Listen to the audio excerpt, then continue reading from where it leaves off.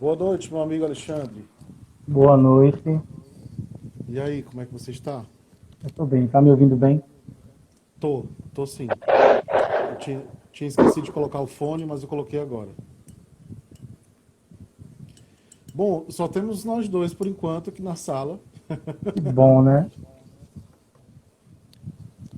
A página Opa, do gente. Instituto, tem, acho que 154 seguidores e a gente tem, historicamente usa a página mais como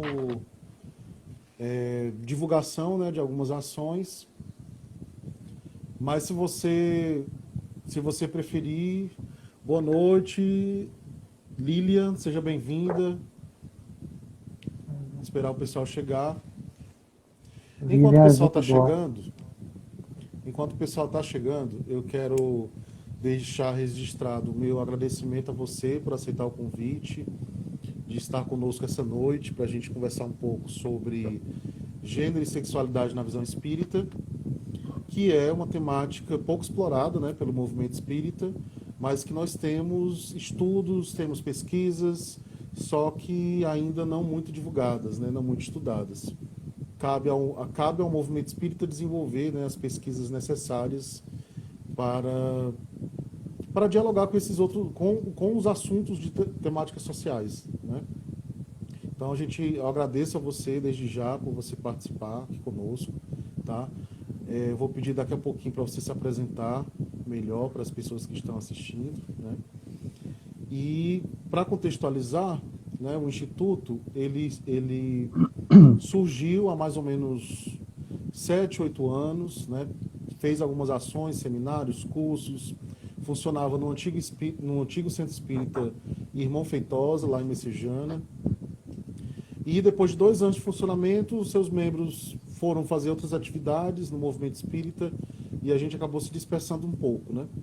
Então, no nosso formato hoje, nós temos alguns colaboradores, diretos ou indiretos, e as atividades mais voltadas para o mundo virtual, né? Divulgação e convidar as pessoas a participarem, né, das atividades que a gente promove.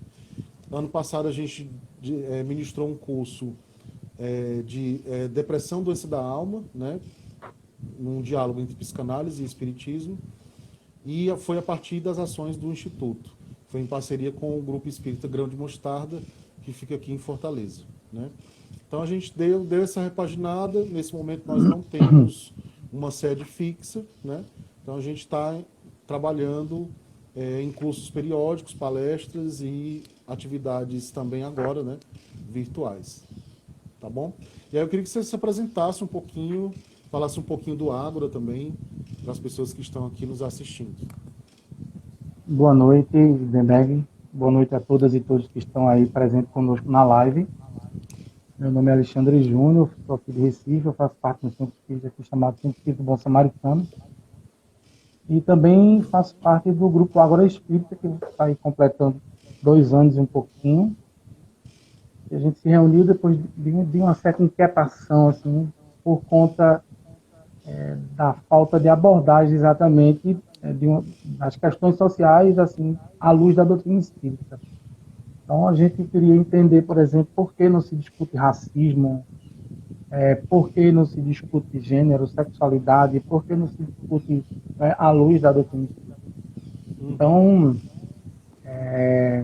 a gente nós nos reunimos no grupo desde 2017 e começamos a construir literatura, a estudar, a procurar maneiras de poder discutir as questões sociais à luz do Espiritismo. E Uhum. essa é a proposta do Agro, é a pegada dele, nós, assim, aproveitando esse resgate de Kardec também, para que a gente possa unir as temáticas sociais ao conceito kardeciano, para que a gente não fuja da doutrina espírita. Uhum. Maravilha, maravilha. O Ágora tem tido uma atuação fundamental, né, na pauta das temáticas que são necessárias para a gente compreender o funcionamento do mundo, o funcionamento da sociedade. Então, quero aproveitar e divulgar aqui as lives do Ágora, gente. Toda segunda E sexta. toda segunda e sexta, né? Toda segunda e sexta, às 8 horas, no perfil do Ágora. As lives acontecem com temáticas as mais variadas e as mais instigantes, tá? Então, acho que vale a pena conferir. Inclusive, amanhã é com você, né? É, Falando sobre... sou eu e Manuel Gomes, é o Espiritismo e os Conflitos Sociais. Pronto, perfeito, perfeito. Ah, A nossa querida amiga aqui, Jandira, mandando um recado, estou acompanhando. é Vamos Jandir. ao bom... Ah, desculpa, Jandir. É, Porque eu pulei ali o C e já fui lá pro ar. Vamos ao bom combate, debatendo sem paixão e fanatismo. Exatamente. O grande desafio do movimento espírita é aprofundar pesquisas, né? Tem muita coisa boa acontecendo, mas tem muita coisa boa também desconhecida, que verdade. não é amplamente divulgado, mas que pesquisadores diversos estão se aprofundando nas temáticas as mais variadas, né? E cabe a gente, todos nós que somos espíritas, realizarmos as nossas pesquisas, procurarmos os autores que estão ampliando o raio de ação e de percepção da doutrina, né? Eu queria começar com... Eu tenho algumas pessoas que estão entrando agora, sejam bem-vindos.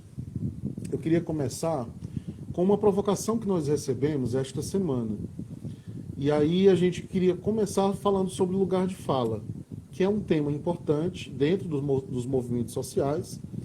É um conceito que dá legitimidade à voz dos movimentos sociais, de modo que eles, dentro da sua expertise, da sua luta, das pautas que são necessárias, né, eles têm o seu lugar de voz garantido em relação às temáticas que são abordadas por eles, né? Então, se o Alexandre me permite compartilhar, né, a gente recebeu uma crítica. E como toda crítica é oportunidade de aprendizado, então a gente gostaria de começar a live falando sobre qual é o nosso lugar de fala. Por que nós, dois homens, decidiram abordar as temáticas de gênero e sexualidade relacionadas ao espiritismo? Né? Foi uma coisa assim, do nada, foi uma coisa assim, sem nenhuma preparação ou sem nenhum motivo. E aí nós temos alguns lugares de fala que nós gostaríamos de compartilhar com vocês nessa reflexão inicial. Então, o primeiro lugar de fala nosso é enquanto espírita. Nós somos espíritas, cabe ao movimento espírita desenvolver as pesquisas que façam o espiritismo dialogar com as diversas áreas do conhecimento, né? Então, se você é espírita e você estuda o espiritismo, você tem toda a liberdade de fazer as relações que o espiritismo, que a filosofia espírita nos traz. E nós enveredamos por essa pesquisa. Essa pesquisa, tanto do Alexandre quanto minha, ela extrapola o próprio espiritismo.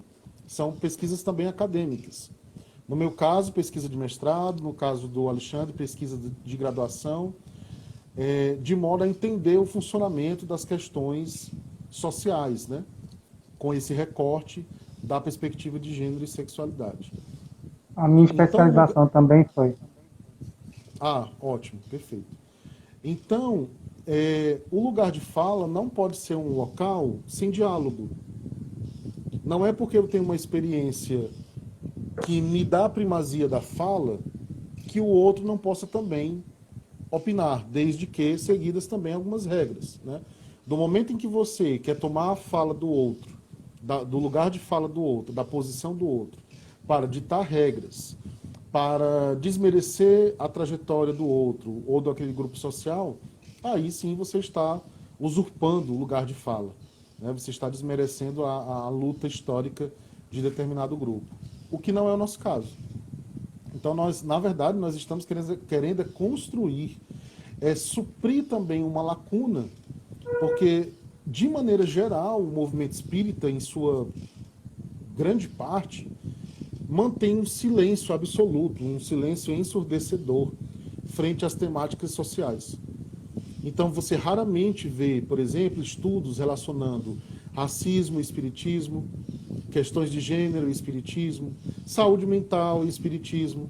Saúde mental é uma outra área que eu também abordo algumas temáticas, né? Você vê poucas pesquisas, pouca produção sobre isso, mas o conhecimento está lá.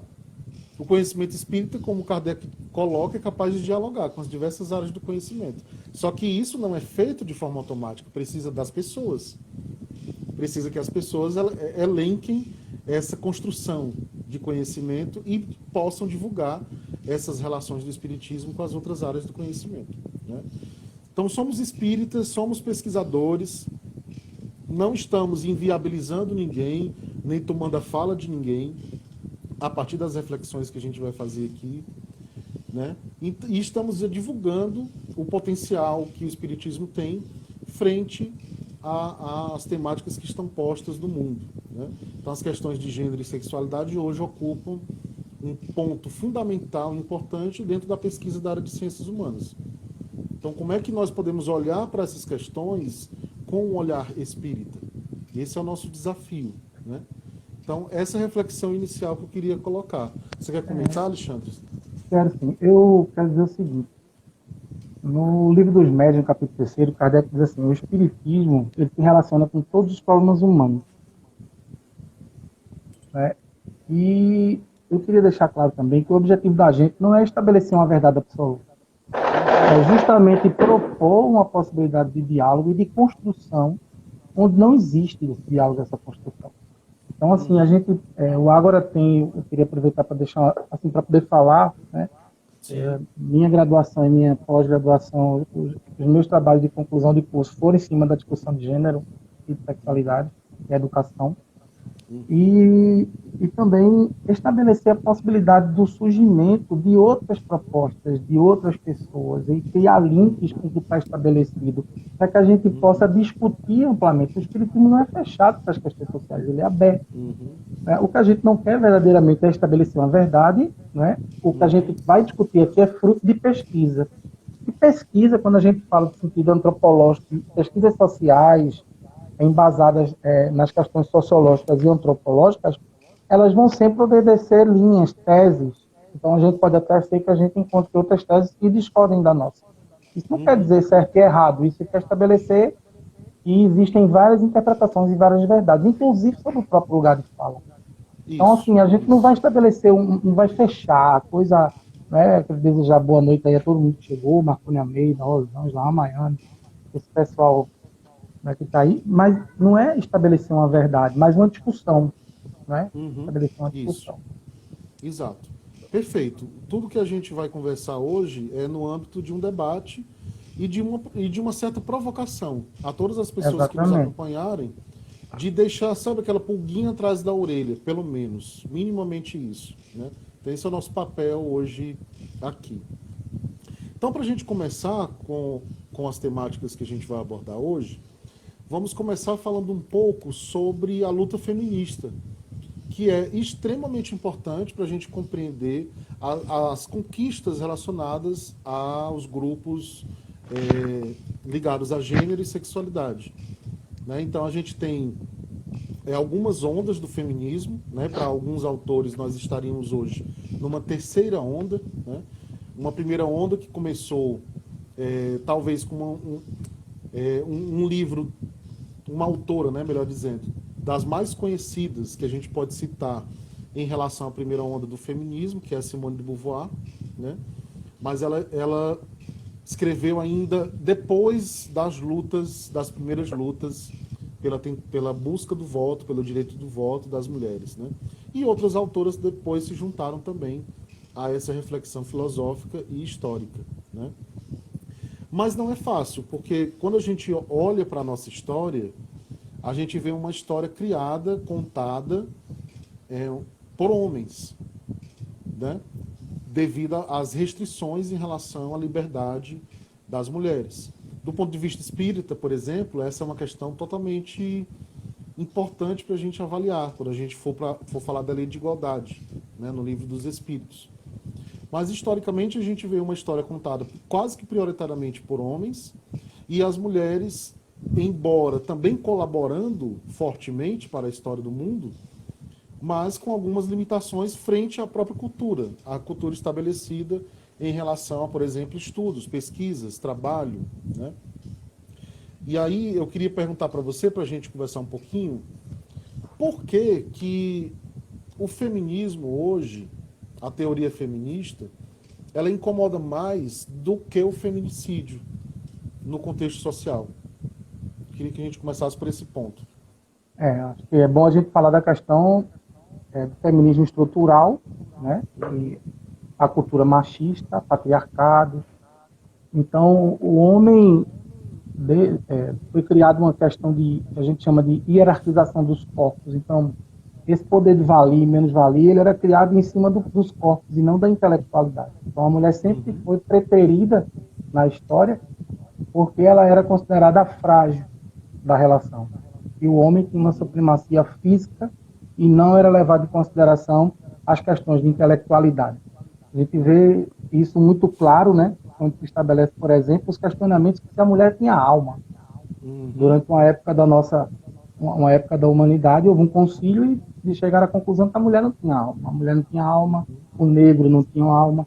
Então, toda a estrutura cultural, ela surge dessa percepção da mulher como sendo, não é, subjugada à questão do homem submissa.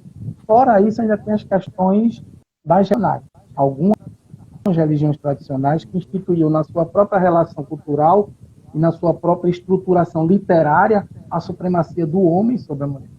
Ainda hoje, no século XXI, há alguns conceitos de religião que defendem isso, né? A ideia da supremacia masculina com relação à supremacia feminina. Então, isso se dá, essa questão, e isso é uma coisa que choca, né, faz com que o feminismo incomode mais do que o feminicídio, justamente porque para a mulher ser feminista e assumir os espaços que ela consegue com muita luta, ela precisa romper com aquilo que é estrutural e é social, e é cultural. Então, isso incomoda o homem machista, o homem que não está acostumado a ceder espaço para a mulher. Muitos não estão acostumados nem a dividir espaço com a maioria, né? Quanto mais a ceder espaço para ela. Então, isso é uma coisa que faz com que o Brasil hoje seja o quinto país no mundo em feminicídio.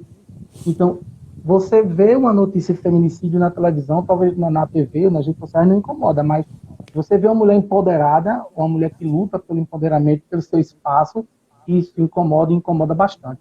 Então, em linhas gerais, isso nasce da questão da estrutura, de como a cultura se criou a partir dessa relação com os corpos, né? A partir dessa relação com a questão religiosa. E a coisa foi se dando a partir disso até os dias de hoje. Então, hoje, quando uma mulher ela se torna independente do ponto de vista financeiro e divide, uma casa, e ela passa um lar e ela passa a ganhar mais do que o homem, invariavelmente há conflito. Porque esse homem ele não foi educado para poder, né, ter uma mulher que tenha uma condição maior do que a dele, ou seja, mais intelectualizada que a ele. Então, essa questão da cultura, ela pesa muito forte na questão das relações entre os gêneros. Inclusive, nesse período agora de pandemia, né, a gente já vê os alertas da própria Organização Mundial de Saúde, exatamente, sobre o aumento da violência contra a mulher nesse período, né? Então, as mulheres que já têm uma relação abusiva, muitas vezes, agora vão passar a conviver mais com seus agressores, né? E aí, a partir dessa lógica, a gente poderia até também... o nosso amigo Roberto Efren aqui comentando, o agro prestigiando os irmãos. Sejam bem-vindos, irmãos do agro e todos que estão nos acompanhando. E aí a gente pode também pensar assim, qual é o nosso papel enquanto espírita em relação a um problema sério como esse, um problema social amplo, né? Nós temos uma lei que foi instituída, se eu não me engano, há 17 anos, que é a Lei Maria da Penha. Eu não sei se é tudo isso, mas enfim, já tem, eu acho que 10 anos, na verdade, 10, 11 anos.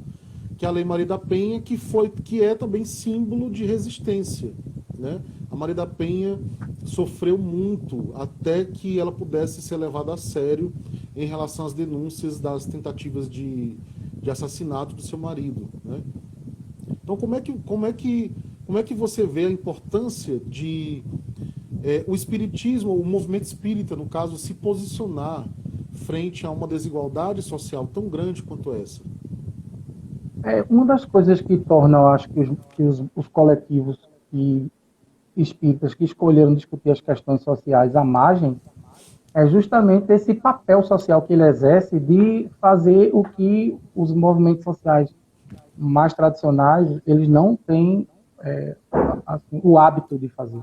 Então, a gente lança a mão sobre isso, a gente trouxe uma advogada popular, semana que passou, para falar exatamente sobre violência doméstica em tempos de isolamento social, porque tem essa questão de nós nos posicionarmos com relação aos fatos sociais. E, assim, eu acho bem interessante essa discussão, porque não dá para a gente lutar contra números. Você não pode ir de contra a ciência, nem de contra... A doutrina espírita ela não é negacionista, também não é niilista, né? Então, a gente parte do pressuposto de que esses dados precisam ser expostos e nós precisamos discutir isso dentro das casas espíritas, porque como nós vamos orientar uma mulher vítima de violência dentro dos centros espíritas nos nossos atendimentos fraternos?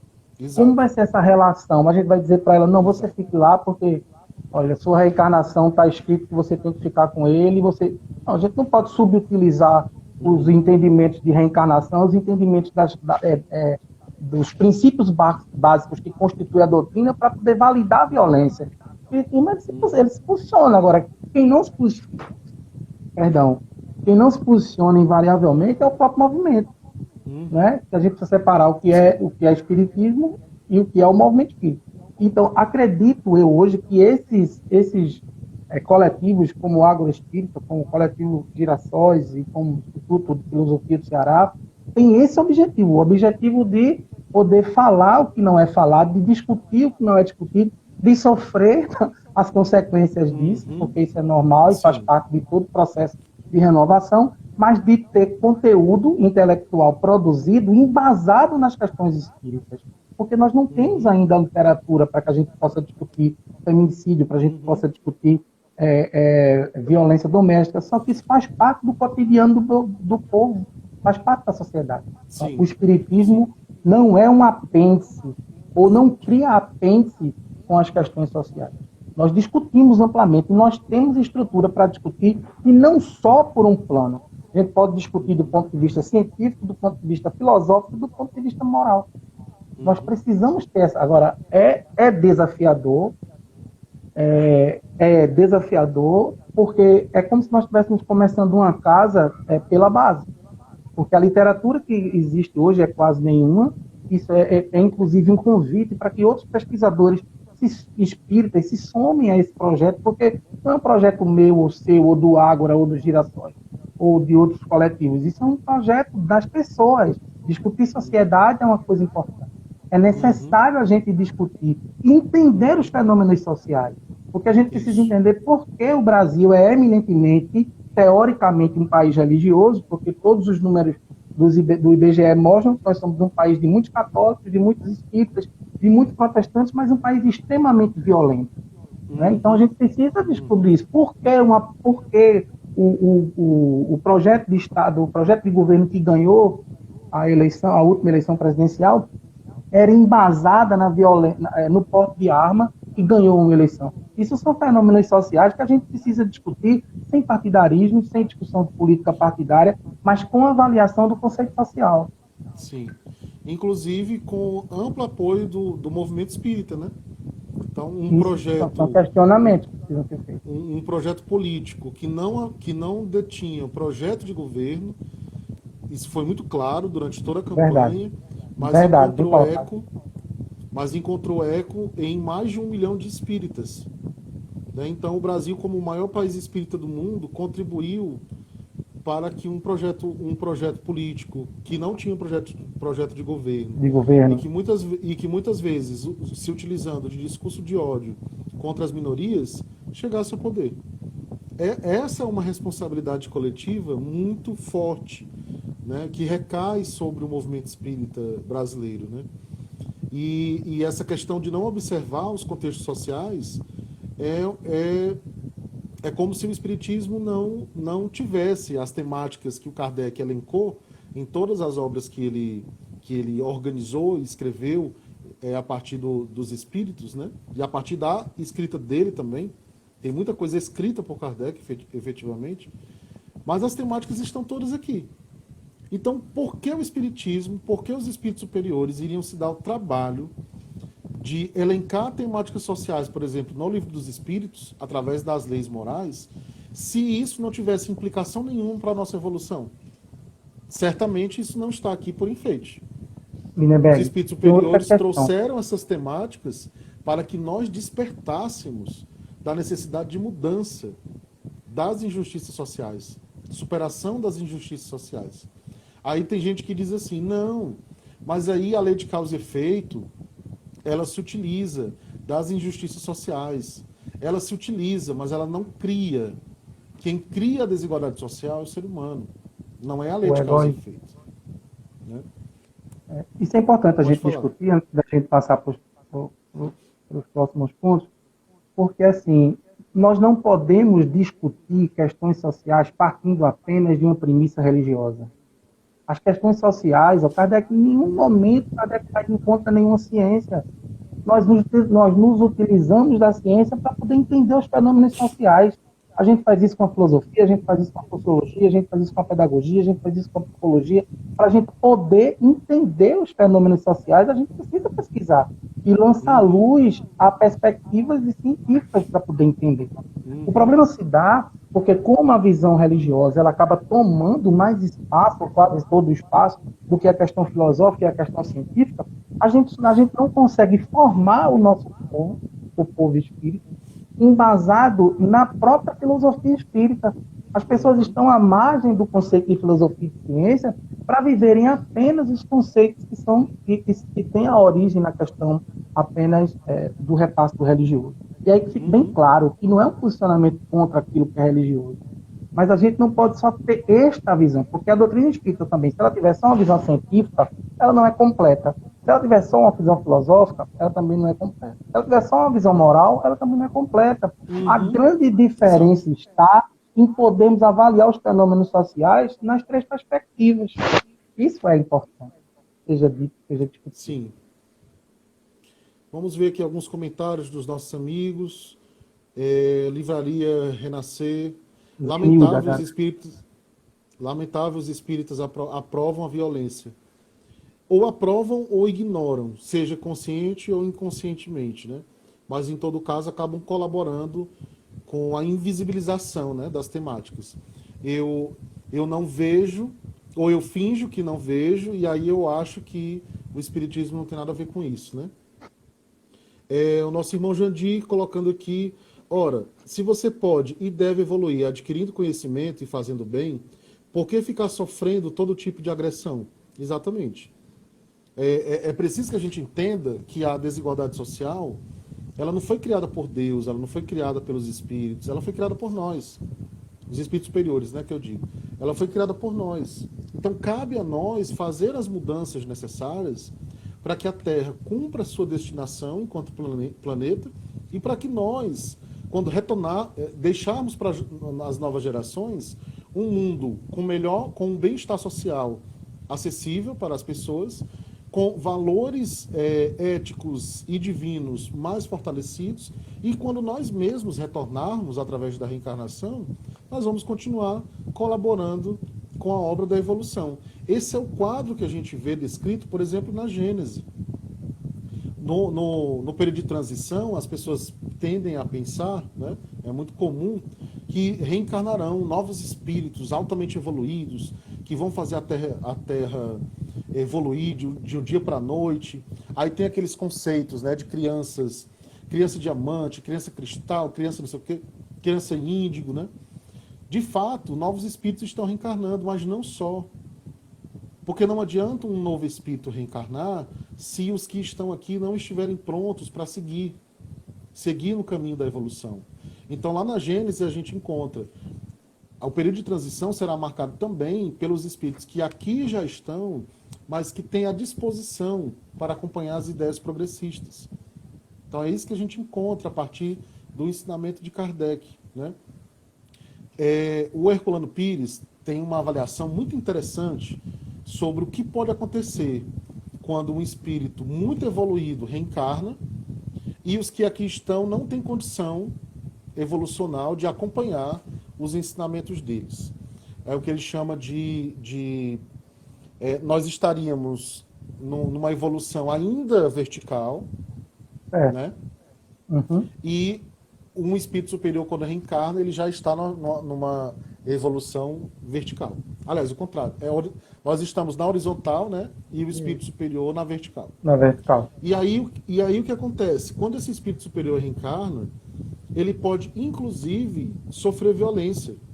E aí ele dá o exemplo do Sócrates e de Jesus.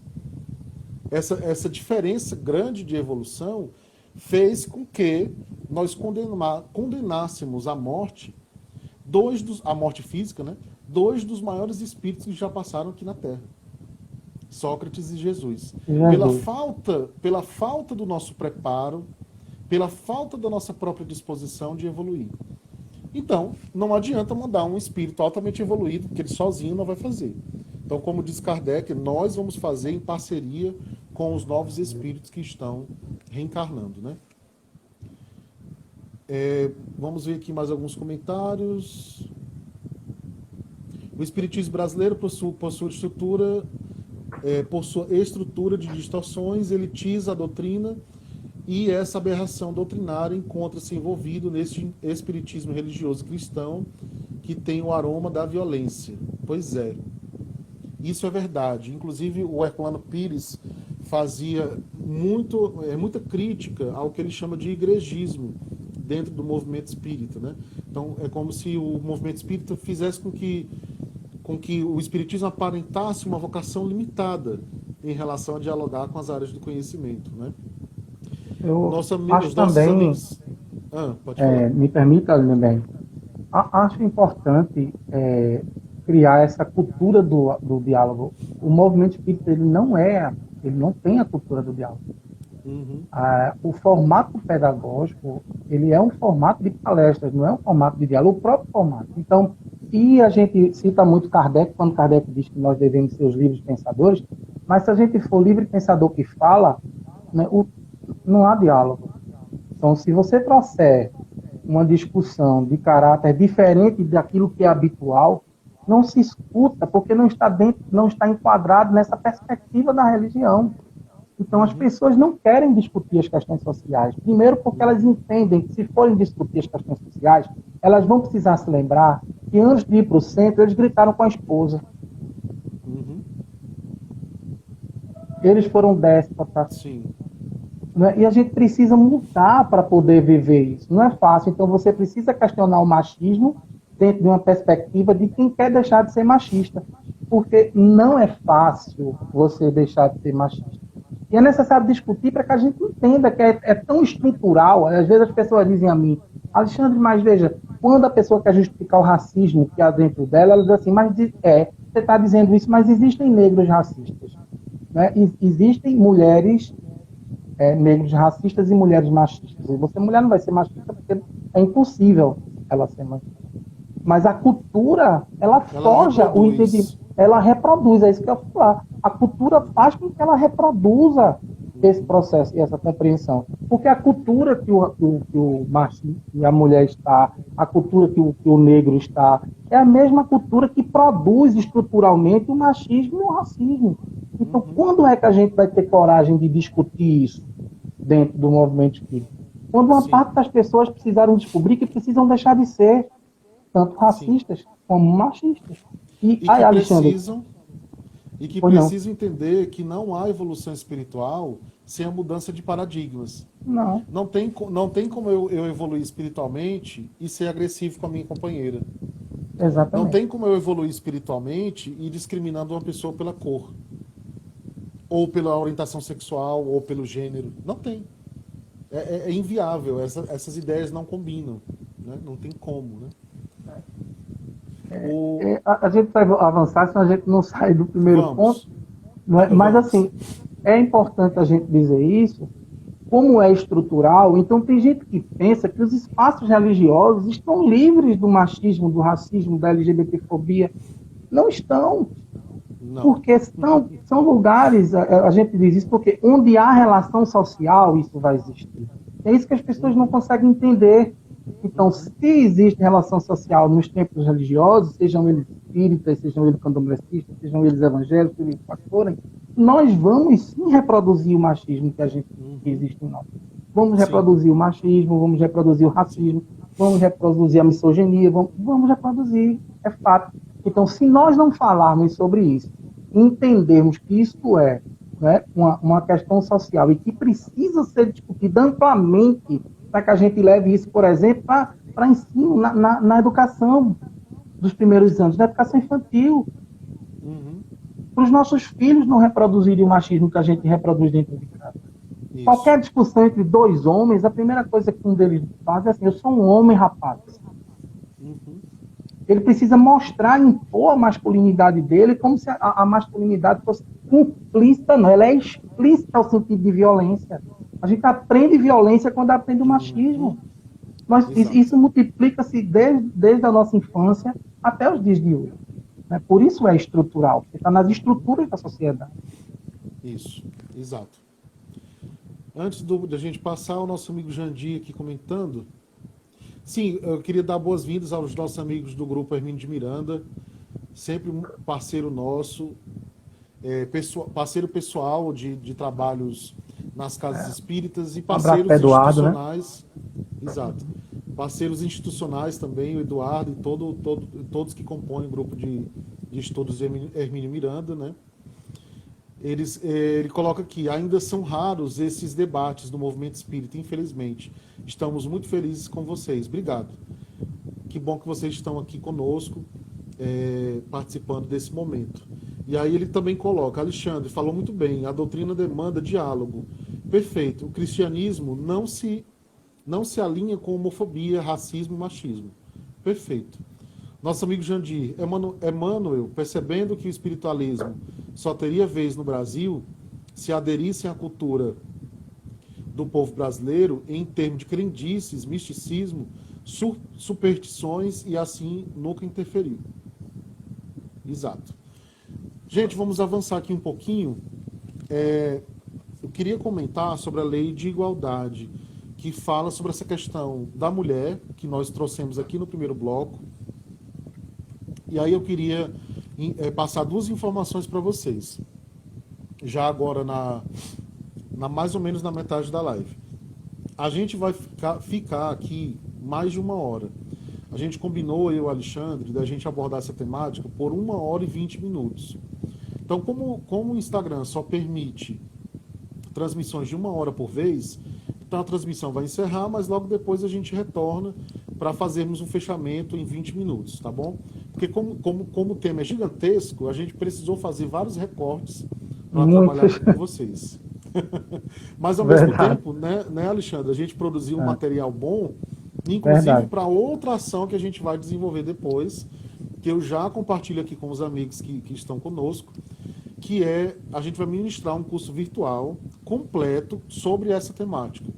Educação, a gente vai incluir também a educação, né? Então, educação, gênero, sexualidade e espiritismo.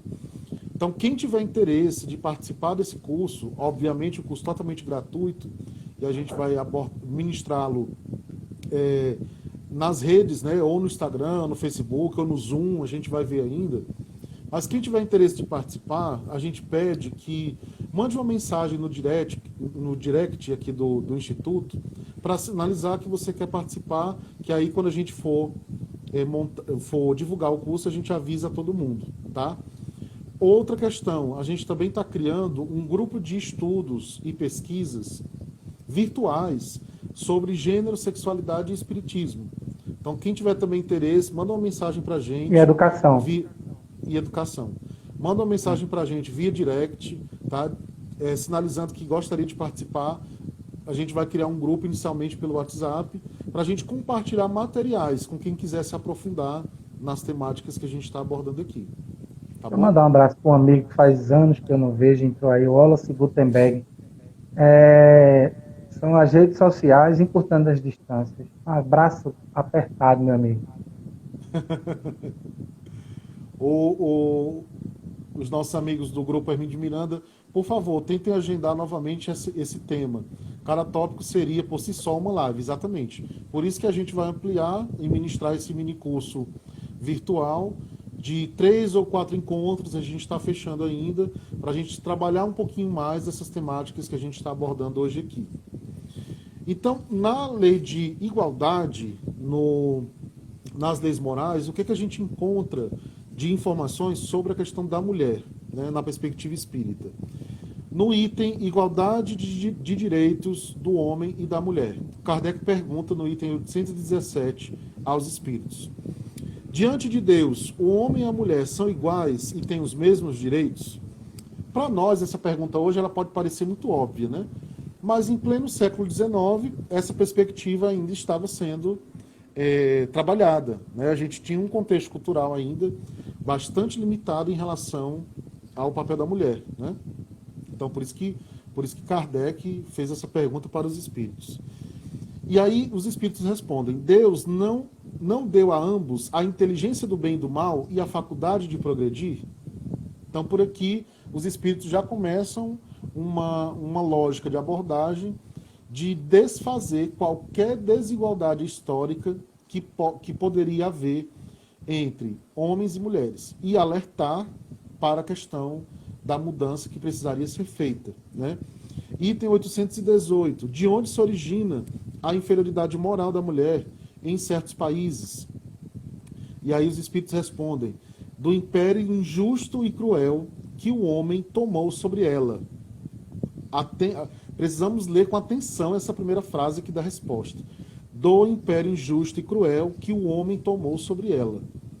Então é muito claro que na visão espiritual dos espíritos superiores, qualquer forma de dominação masculina sobre a mulher é injusto, vai contra as leis de Deus, vai contra a perspectiva de uma evolução espiritual, contra a perspectiva progressista. É um resultado das instituições sociais e do abuso da força sobre a fraqueza.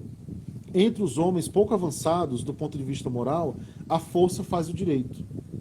Então a gente vê isso ainda, como o Alexandre colocou um pouco antes, né, do Brasil conseguir ser o maior país católico do mundo, ser o maior país espírita do mundo, ser um dos maiores países protestantes do mundo, mas ter uma desigualdade abissal e ter uma violência também abissal. Então a gente tem dados alarmantes. Na última análise da ONU para o Brasil, a ONU fez 240 recomendações ao Brasil em relação à falta de políticas públicas relacionadas aos direitos humanos. 240 recomendações. Isso para um único país. Foi um dos países que mais recebeu essas recomendações, né? Então, a gente tem uma situação séria para lidar aqui no nosso país. Item 822. Os homens sendo iguais. Aqui, quando o Kardec fala os homens, ele está falando enquanto humanidade, né? Aqui nesse contexto. Os homens sendo iguais diante das leis de Deus, devem ser igualmente diante da lei dos homens. Aí, a lei dos homens, também as leis humanas, né? Resposta: é o primeiro princípio de justiça. Não façais aos outros o que não queres que te façam. Então, a mesma lógica cristã que a gente aplica para as instituições sociais, de modo a garantir direitos que sejam iguais, que possam permitir uma vida digna, tanto para homens como para mulheres. Agora, óbvio, a mudança da lei, ela é um primeiro ponto, mas ela não é o único. Ela precisa também da mudança de atitude, né, das pessoas. Item seguinte: segundo isso, uma legislação, para ser perfeitamente justa, deve consagrar a igualdade de direitos entre o homem e a mulher.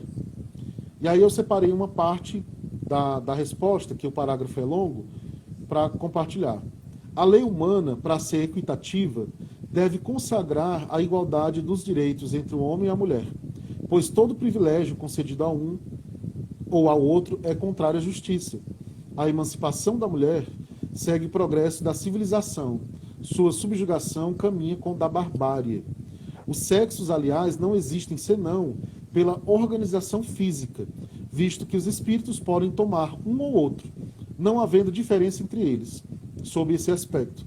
e, por conseguinte, devem gozar dos mesmos direitos. Gente, isso aqui é um tapa na cara na estrutura desigual que nós temos, no machismo estrutural que nós encontramos na sociedade. Né? E quando a gente pensa que isso foi escrito no século XIX, é algo estarrecedor, né? Porque você vê que é uma coisa que está escrita no século XIX, mas que a gente não consegue viver e entender ainda no século XXI. Sim, exato. Né?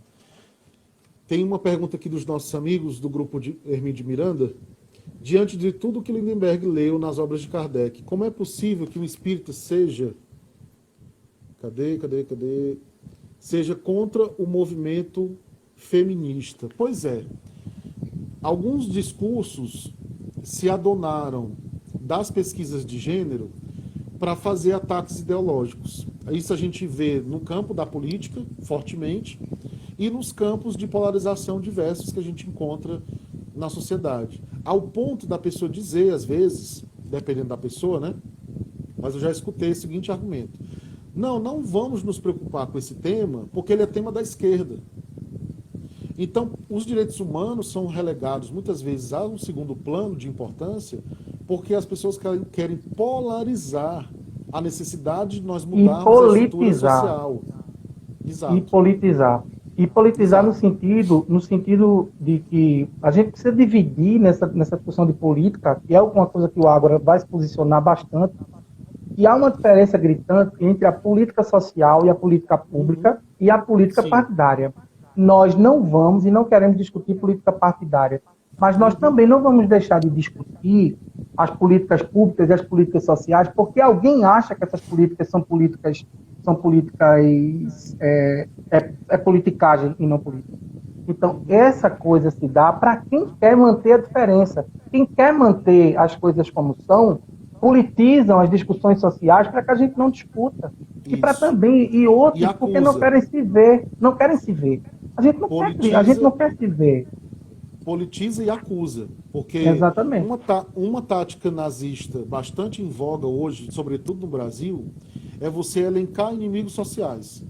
Você acusa os grupos sociais de buscarem direitos em demasia, faz com que outros grupos se voltem contra esses grupos sociais, e assim você vai colocando em segundo plano a luta histórica daqueles grupos que foram excluídos. Desmerecendo a luta histórica.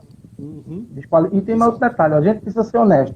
Nós estamos vivendo um momento que a gente está discutindo com pessoas que voltaram a acreditar na Terra plana, são contra a vacina e são contra a ciência. É difícil você dialogar com quem é contra a ciência. Gleice estudou comigo, fez faculdade comigo, seja bem-vinda, boa noite. É difícil você discutir com alguém que é negacionista. O cara nega que a ciência exista, né? Então, como é que a gente vai discutir uma teoria científica, antropológica ou sociológica, se você é contra as ciências sociais, é contra as ciências humanas? Então, é complexo você discutir isso. E nós estamos vivendo isso. Então, o que é que a gente faz para poder diminuir o investimento na educação? A gente polariza e politiza a discussão social. A gente marginaliza quem quer discutir socialmente e marginaliza quem é favorecido pelas políticas públicas sociais. Então, a gente marginaliza as minorias sociais, marginaliza as pessoas que defendem, usam jargões, que eu já escutei de pessoas espíritas, mas que dizem que os direitos humanos é para humanos direitos. Então, começam a distorcer conceitos científicos apenas com a teoria do achismo. Né? Muitos nunca nem estudaram teoria científica. Até porque debater sobre as questões sociais coloca o dedo na ferida de onde estão as contradições sociais. Então não é todo mundo, da pessoa mais comum ao político mais poderoso, que quer debater esses temas, ou que se sente à vontade de aprofundar esses temas. Né? Porque também tem uma questão ética envolvida.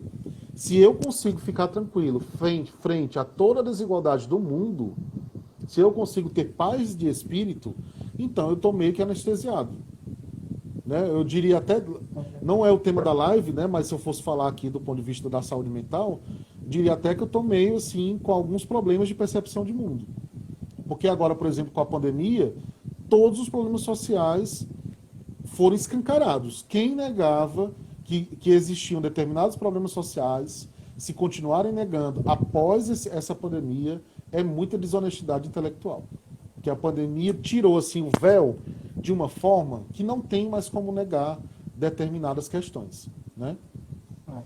Vamos para o segundo bloco? Vamos lá. Gente, a gente, após conversar um pouco sobre as questões relacionadas à mulher, ao feminismo, à luta social, né? Obviamente, o nosso objetivo não era fazer aqui um histórico, né? Mas, assim, se a gente pudesse recomendar algumas autoras, a gente pode trazer a Simone de Beauvoir, a gente pode falar, pode pesquisar um pouco sobre Judith Butler, Angela Davis. Audre Angela Davis é Lorde. fantástica. Audre Lorde, Bell Hooks. Bell São Hooks. mulheres incríveis que ampliam a nossa percepção de mundo a partir de um espectro feminista, de um espectro que nos dá uma visão filosófica e histórica a partir da mulher. Lembra que a gente falou no início de uma história dominada por homens? Pois bem, elas ajudam a quebrar essa lógica. Então vamos pesquisar as filósofas, as pensadoras, as sociólogas, as historiadoras, né? É uma forma da gente sair desse quadro hegemônico que a gente olha e vê, pensa que é daquela forma, só que milhares de outras coisas estão acontecendo ali ao mesmo tempo, né?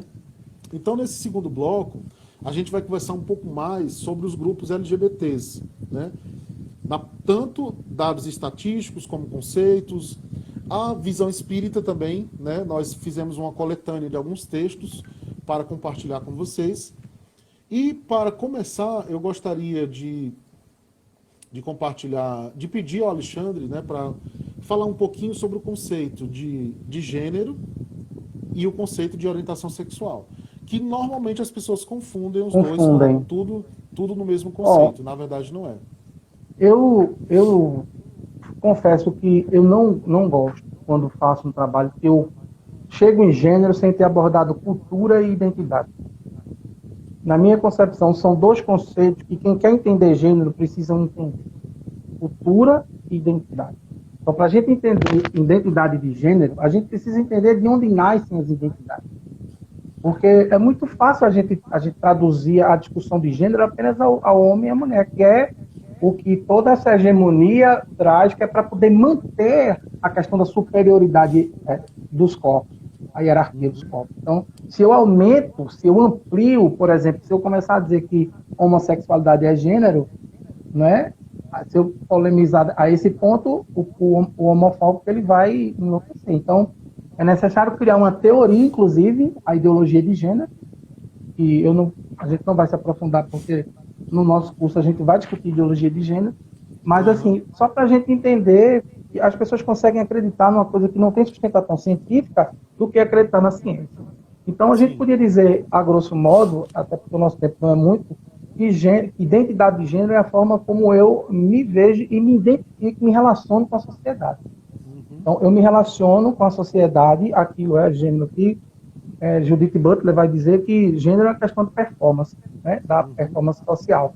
Então, como eu me vejo, eu estou falando de identidade de gênero. E se confunde muito com a questão da orientação sexual, porque a gente acha que é onde estão localizados os prazeres na questão a questão do gênero. Quando a gente fala de orientação sexual, a gente está dizendo por quem a gente ama, por quem a gente tem atração e por quem a gente tem afeto. É bom dizer que a teoria espírita, a espiritualização da discussão com relação a gênero, faz com que a gente parta para essa discussão de um outro patamar, que é o patamar do afeto, da homoafetividade. Né? Porque essa discussão do homem e da mulher apenas como gênero, ela também inviabiliza o amor para as pessoas homossexuais. Né? Isso é uma coisa tão maléfica, né? tão má realmente, tão antiprópria, que você faz com que você crie uma teoria que vai tentar explicar que duas pessoas não se amam porque elas são do mesmo sexo.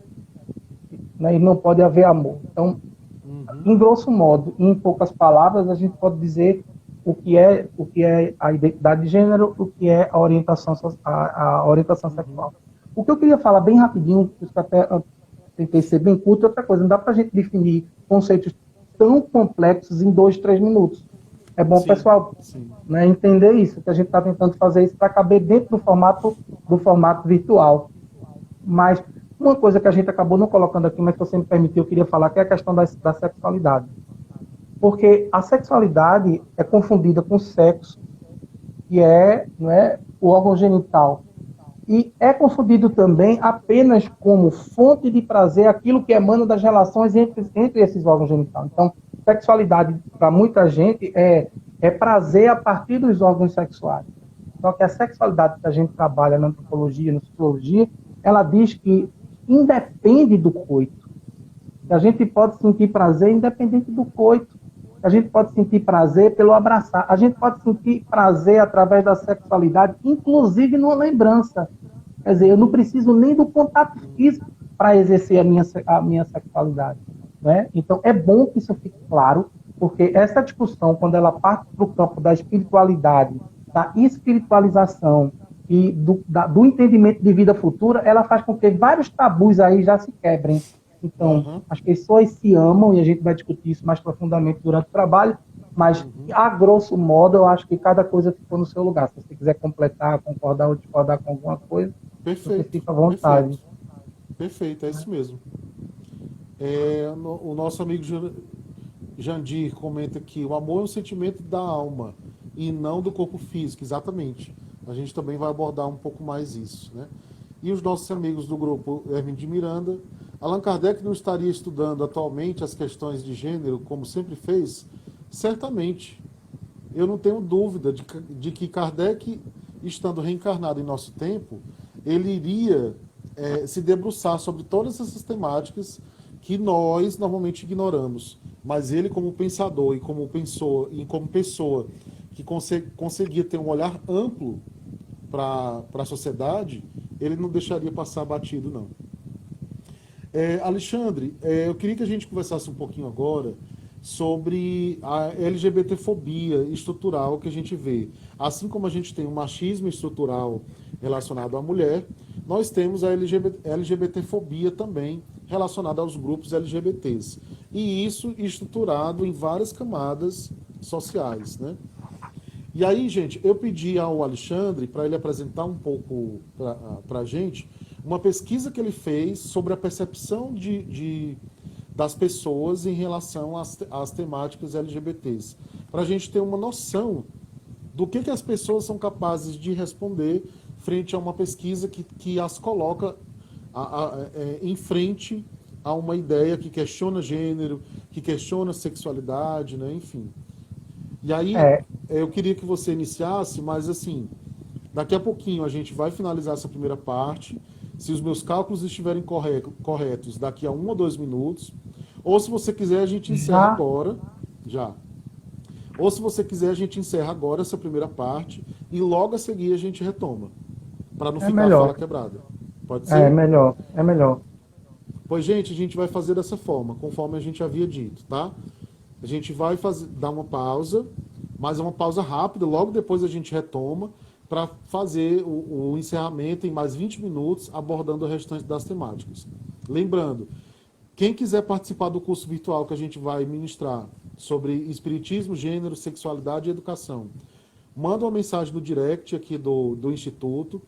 E quem quiser participar do grupo virtual de pesquisa que a gente também está montando via WhatsApp, em que a gente vai compartilhar material, também manda uma mensagem para o nosso direct, tá bom? Obrigado, Alexandre. A gente agradece imensamente a participação de todos. Muitas pessoas prestigiando aqui a nossa live. Nossa primeira live aqui do Instituto, né? Então, estamos começando com o pé direito.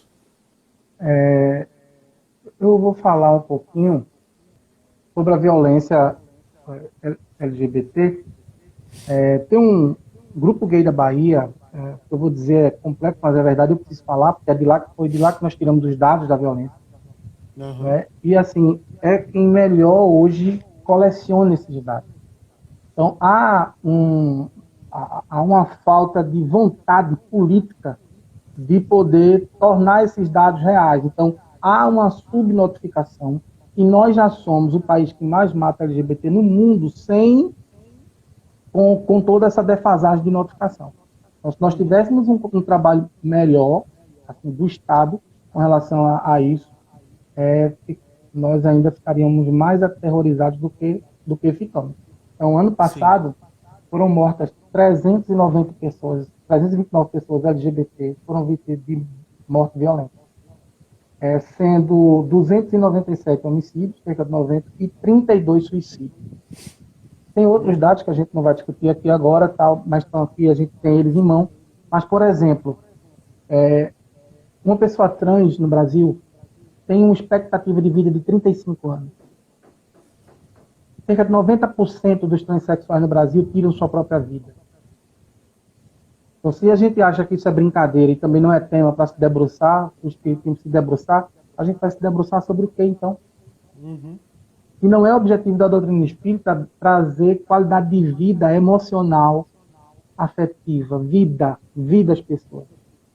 Para que elas possam viver com dignidade e poderem entender quem são. Porque uma das coisas que o espiritismo faz é propor que você se conheça, né, e que você se entenda. Entenda quem você é. Nossos amigos aqui do grupo Hermínio de Miranda perguntaram: Alexandre, o espírita tem, então, um papel social e não somente a realização da reforma íntima? As duas coisas estão completamente ligadas, né? Não tem como haver progresso através da reforma íntima. Então, como eu dizia, comentando aqui a pergunta do grupo Hermínio de Miranda, né? É como a gente falou no primeiro bloco. Não tem como haver evolução espiritual e, portanto, reforma íntima. Até esse conceito também, eu acho que a gente precisa ampliá-lo, né? Passou a ser um conceito também um pouco desgastado ao longo do tempo, mas não tem como haver evolução espiritual, seja individual ou coletiva, sem a perspectiva do engajamento social para uma mudança frente às injustiças, né? Então a gente precisa compreender que para evoluir espiritualmente, a gente também precisa evoluir socialmente.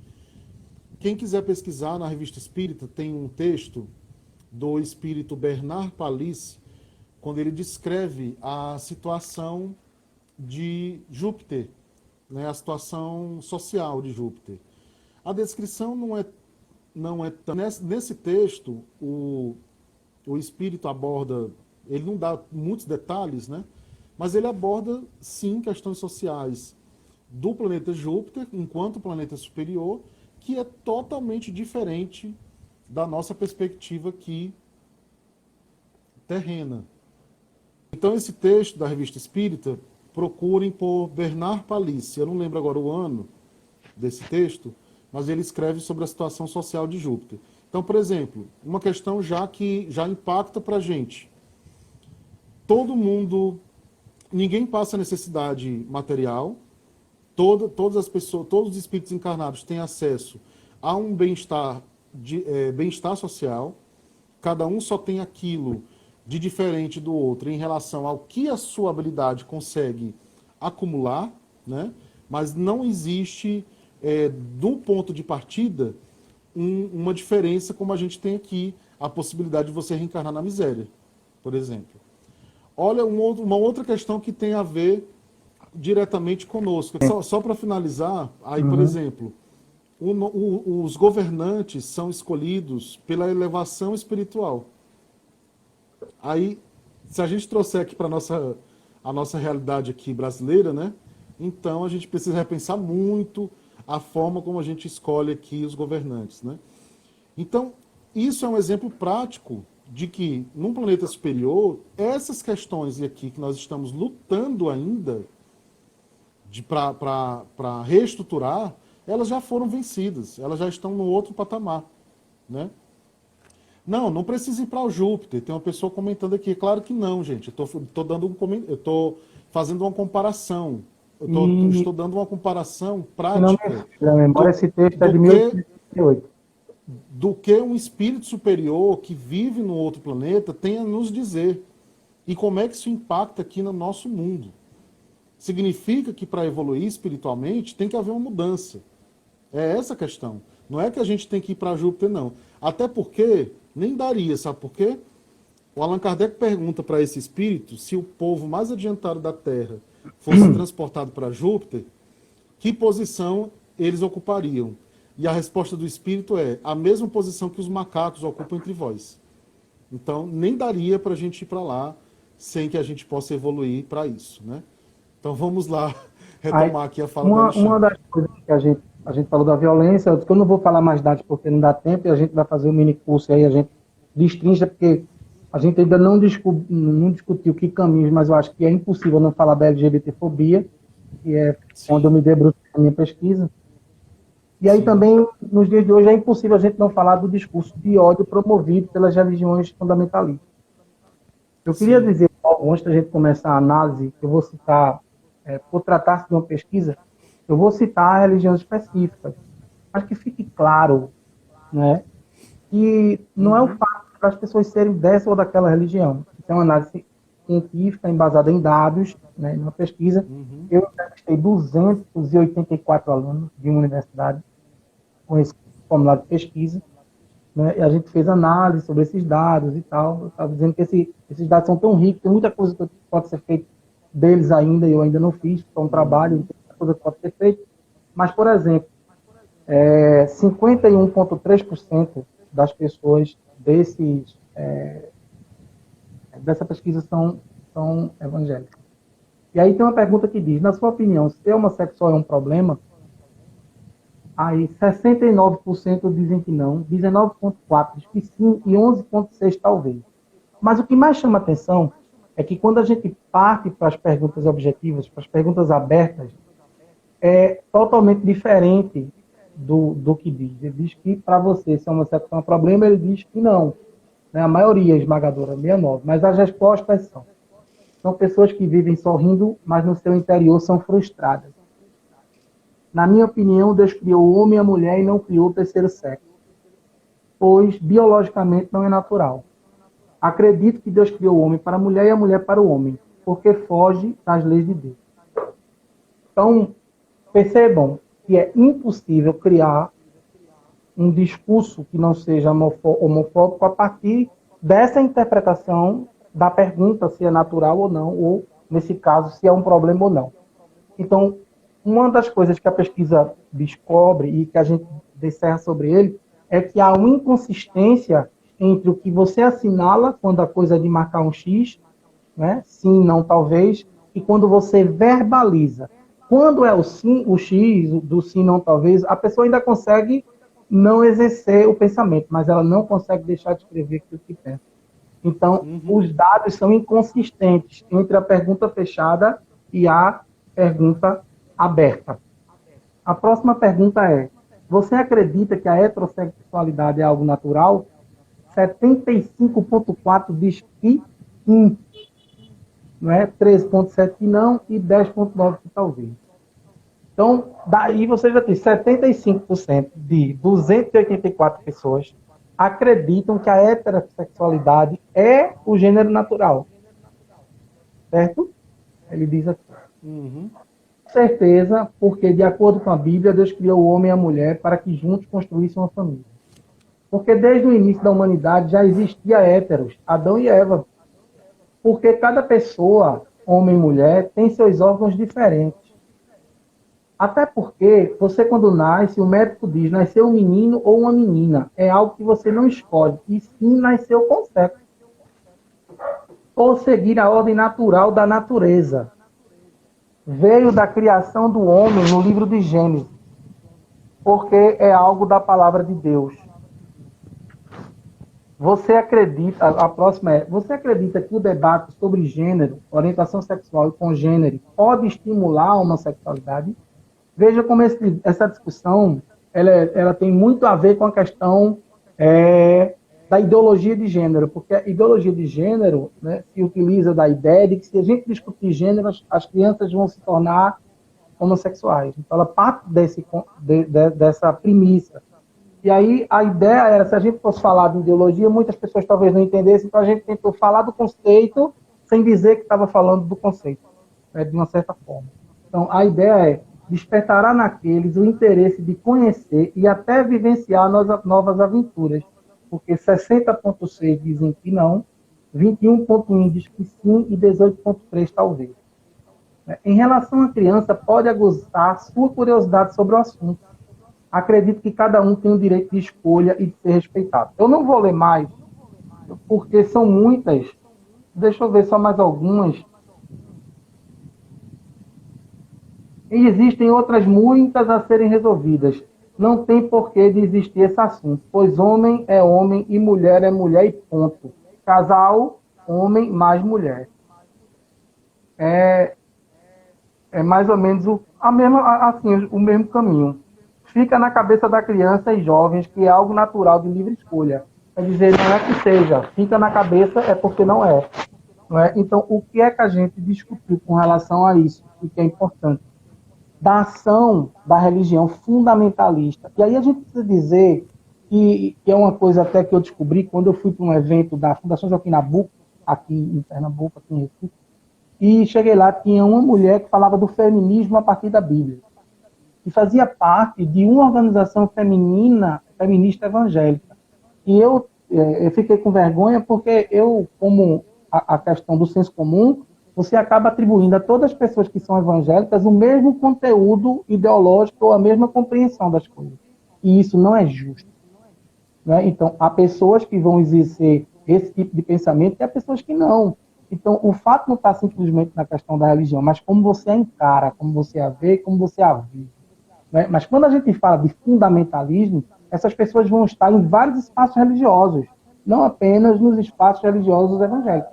Eu acho que a gente precisa ser justo com a nossa fala para que a gente não acabe ferindo as pessoas que são evangélicas e que têm uma visão de Jesus como um ser que ama e não um ser que julga. Né? É bom a gente deixar isso claro. Então, eu acho que fica claro a influência da compreensão da religião na questão do fundamentalismo religioso, na compreensão das questões que emanam das discussões de gênero, bem como emanam das discussões sobre as orientações sexuais e sobre as sexualidades. Uhum. Perfeito.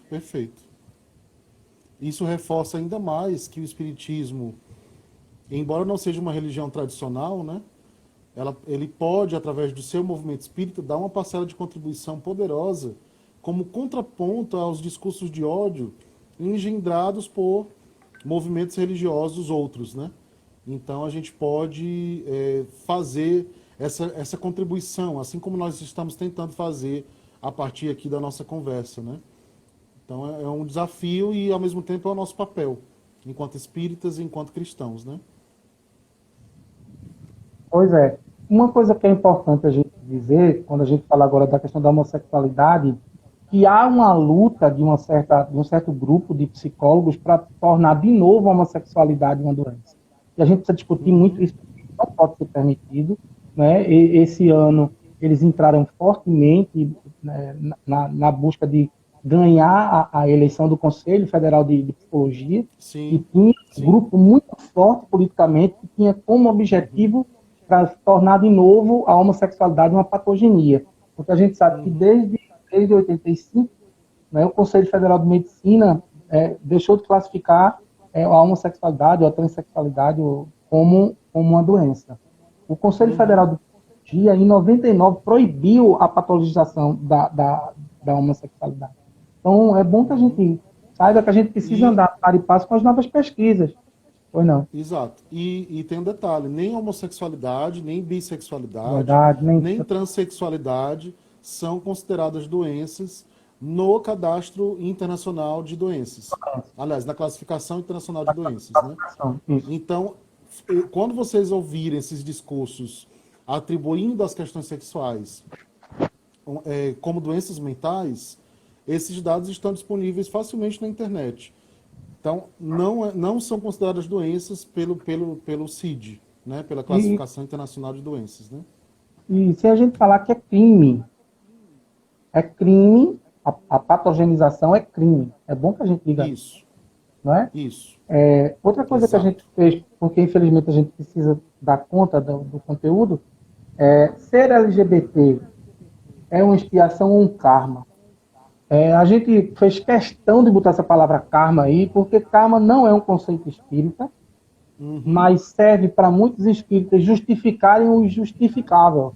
Então, quando você vê alguém sofrendo muito, é o karma dele. E assim, é um conceito hindu, né, também utilizado no budismo, que a gente importa e ainda importa de forma errada, porque o karma pode ser positivo ou negativo, e para a gente, os espíritos, é só uma coisa ruim.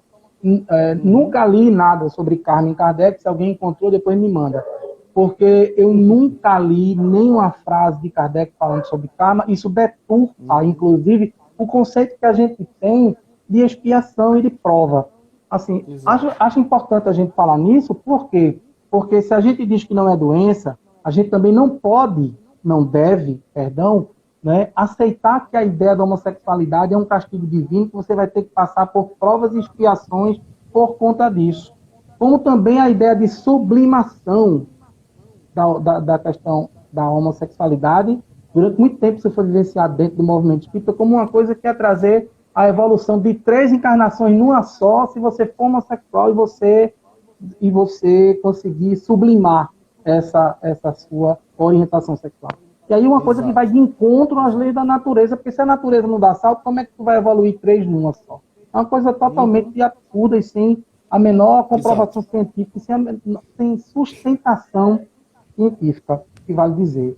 Então, uma coisa que eu queria falar que é bem simples, me permita, que a gente acabou não falando, e quando as pessoas têm um costume muito grande de dizer assim, não, Alexandre, mas a questão da opção sexual, ninguém tem opção sexual.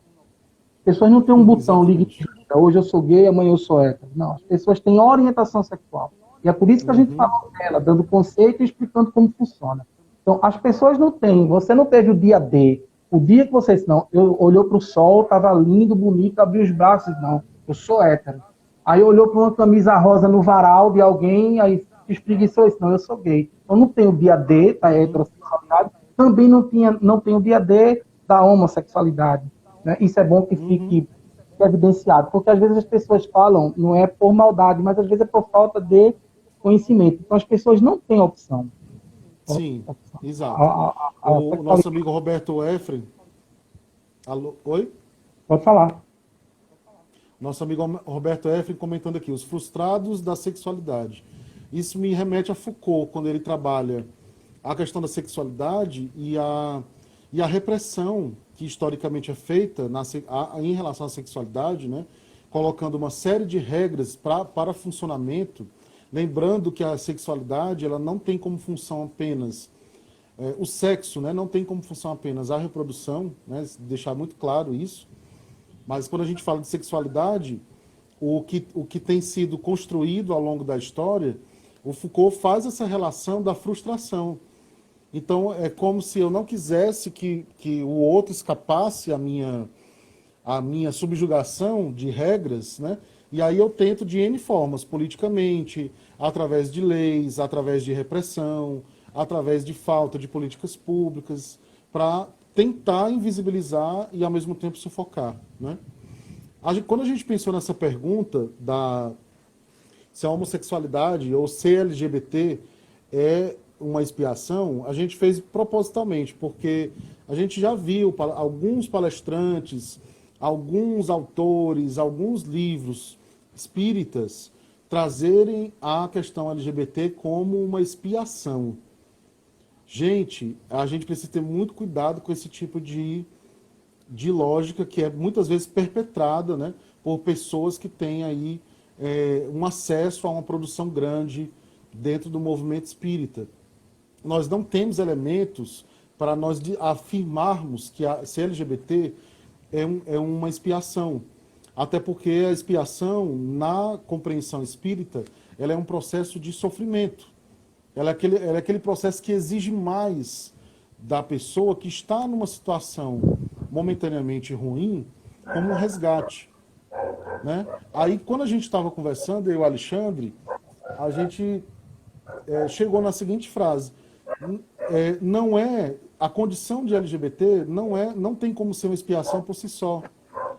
O sofrimento que é infligido à população LGBT não é pelo fato de eles serem LGBTs, é pela desigualdade social, é pelo machismo estrutural, é pelo desrespeito, é pela falta de amparo, pela falta de políticas públicas. É daí que surge o sofrimento. Ou, quando pessoas LGBTs estão em sofrimento psíquico, por conta da não aceitação, essa não aceitação tem muito a ver com o julgamento. Então, que postura cristã nós estamos construindo de acolhimento ou de julgamento? Como é que esses temas aparecem, por exemplo, nas casas espíritas? As casas espíritas que vocês frequentam, por exemplo, existem pessoas assumidamente gays, lésbicas, trans, enfim, existe esse espectro da diversidade sexual, isso é bem trabalhado, existe uma boa convivência, porque nós temos diversos LGBTs que são espíritas, e o relato que eu conheço de alguns é total invisibilização. É como se aquela temática não existisse, não estivesse relacionada com a doutrina espírita, e aí vamos deixar de lado, né? Então não tem como ser uma expiação. Agora, a desigualdade social, o sofrimento que nós infligimos à população LGBT, é aí que está o sofrimento. Não é na condição de ser LGBT. Como né? pedagogo, Então tem essa compreensão espírita para a gente poder também refiná-la, né? por Pode exemplo, falar. a evasão do transexual da escola. Ele não consegue terminar o período educacional. Ele sai logo, ele não aguenta a pressão psicológica que ele é submetido e adoece emocionalmente. E adoece tanto, como eu falei, uma parte muito significativa dele tem a própria vida. Então, tá falando isso aqui é falar de vida, de preservação da vida. Sabe? De como a gente pode ser parceiro das pessoas transexuais, dos homossexuais. Então, há uma invisibilidade que também é um conceito de Foucault, né? Quando ele fala do penótipo e tal, e do vigiar e punir, e há um conceito do que pode ser visibilizado e aquilo que não pode ser. Então, é necessário que as pessoas tornem invisíveis aquilo que elas não querem ver. Então, pobre, né? Você não vai estar dividindo o mesmo espaço com pessoas. Então, eu começo a ver determinadas pessoas terem acesso à educação e meu filho, que eu tenho poder aquisitivo, não. E você começa a questionar o sistema. Que sistema é esse que não funciona para mim, que tem dinheiro, e funciona para aquele que não tem? Aí parece que isso não tem nada a ver, mas o conceito de julgamento ele emana dessa relação social. Então, não tem como a gente falar de gentes, de pessoas, de entes, sem a gente abordar as questões sociais e sem entender a estratificação social. A gente precisa entender as camadas da estratificação social, porque as minorias sociais, elas não são minorias porque estão em menor número. Elas são minorias porque elas têm acesso às políticas públicas e aos direitos. Então, discutir gênero, discutir sexualidade, discutir negritude, discutir tudo isso, é discutir direitos, é discutir sociedade, é você cobrar um pouco mais de olhar, né, de quem faz políticas públicas para as pessoas que não têm acesso a ela. Então, se nós espíritas não tivermos engajados com esse tipo de discussão, vamos estar engajados com que discussão? Então, é necessário que a gente discuta isso. E quais parâmetros nós estamos multiplicando, estamos divulgando, né? Por exemplo, se uma pessoa acusa uma pessoa LGBT de estar indo contra a evolução espiritual pelo simples fato de ser LGBT, mas se essa mesma pessoa, dentro da sua heterossexualidade, trata mal as pessoas, é infiel, trata com desrespeito e etc., quer dizer então que é melhor ser heterossexual, independente da forma como você usa isso, independente se você trata com respeito ou não, é preferível, aos olhos de Deus, você ser heterossexual do que você ser uma pessoa LGBT e muitas vezes ser uma pessoa que valoriza, que respeita, né? Então a gente volta para a questão do uso. O uso da sua afetividade, o uso da sua sexualidade. É isso que dá valor ao que você está construindo aqui neste mundo enquanto encarnado. Não é uma condição primária, não é uma condição que lhe acusa, não é uma condição que tentam lhe dar a revelia de você mesmo. Eu vou dar aqui um depoimento rapidinho. Uma disciplina do mestrado que eu estava fazendo na Unilab, e a disciplina sobre gênero e educação, certo? Enquanto a gente estava debatendo a obra de Judith Butler, que é uma das maiores pensadoras hoje a refletirem sobre a questão de gênero, uma colega de turma olha para mim e diz assim: todos os homens são estupradores em potencial. Então, o restante da aula foi a gente debatendo esse conceito que ela estava trazendo, que parte de uma generalização. Então, a gente está vendo hoje essa generalização também voltada para o masculino heterossexual, mas também por culpa, muitas vezes, de alguns comportamentos que a gente vê, né? Mas essa generalização ela já vem há décadas em relação à população LGBT. De querer colocar a população LGBT toda como igual, não entendendo que é uma população diversa, que precisa de políticas públicas específicas, que são espíritos reencarnados, que estão numa vivência espiritual aqui encarnados. E que podem, efetivamente, evoluírem muito mais rápido que nós, a depender da forma como eles vão aproveitar este momento reencarnatório, né? Então são questões para a gente pensar do ponto de vista espírita. Essas questões estão todas nas obras de Allan Kardec. Ninguém está aqui inventando nada, inventando a roda. Eu e o Alexandre não estamos falando nada que não esteja nos livros de Kardec, né? Eu queria só dar boas-vindas aqui ao nosso amigo Wilton, diretamente de Pernambuco. Seja bem-vindo, meu amigo, boa noite. Que bom que você está aqui participando conosco. Joaquim Canuto, também, que é daqui de Recife, entrou aí. Eu quero dizer o seguinte, sabe? Nós íamos terminar, eu acho que íamos, porque a gente já extrapolou o horário, falando da questão de alguns trechos que a gente separou da Revista Espírita que justificam aquilo que a gente fala. Se você queria que a gente... o pessoal, se eles teriam paciência de esperar que a gente concluísse, porque eu acho que é bem importante isso que você falou. Pronto. A gente poder contextualizar o nosso discurso com as palavras de Kardec, para não acharem que que são apenas coisas da nossa cabeça, que não há uma pesquisa, que Kardec não fala disso, não é? Pronto. Dentro da bibliografia que a gente preparou para essa live, a gente já abordou o Livro dos Espíritos. Agora tem 3 trechos que a gente gostaria de compartilhar com vocês da Revista Espírita. Então a gente pede um pouquinho mais de paciência para vocês ficarem aqui conosco, tá, nesse tempinho. E a gente vai encerrar com um trecho da Gênese, que é totalmente voltado para as questões sociais. Vocês vão ver, quando a gente compartilhar aqui, que talvez você tenha lido em algum momento da sua trajetória como espírita e isso tenha passado batido, né? Mas não tem como passar batido aqui para nós. E aí... Diga, Alexandre. Eu ia ler... É tão interessante a preocupação de Kardec, me permite, para a gente poder entrar nos textos. Todo o livro de Kardec tem alguma coisa falando de sociedade. Ele não conseguia fugir, porque ele sabia que não mudaria o que não era discutido.